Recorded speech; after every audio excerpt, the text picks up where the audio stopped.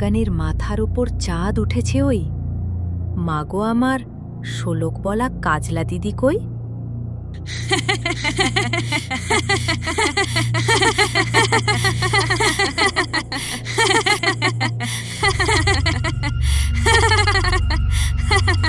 গ্রামের বড় মাঠটা পার হবার সময় আজ তার কেমন যেন গা শিরশিরে অনুভূতি হল। তার হঠাৎ মনে হতে লাগল তার পিছু পিছু কেউ যেন আসছে ছোট ছোট পা ফেলে। মনির মিয়া পেছন ফিরে চাইল, কিন্তু কাউকেই দেখতে পেল না।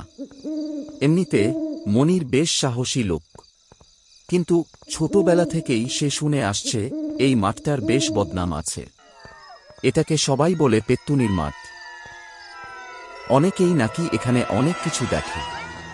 নীরব মাঠটাতে আজ তার কেমন যেন একটু ভয় ভয় করতে লাগল। মনির তার হাঁটার গতি বাড়িয়ে দিল। দূর থেকে প্যাঁচা আর শেয়ালের ডাক ভেসে ভেসে আসতে লাগল। মনির মনে মনে ভাবল, এত রাত আর কখনো করা যাবে না। দেখতে দেখতে সে তার বাড়ির কাছাকাছি চলে এলো।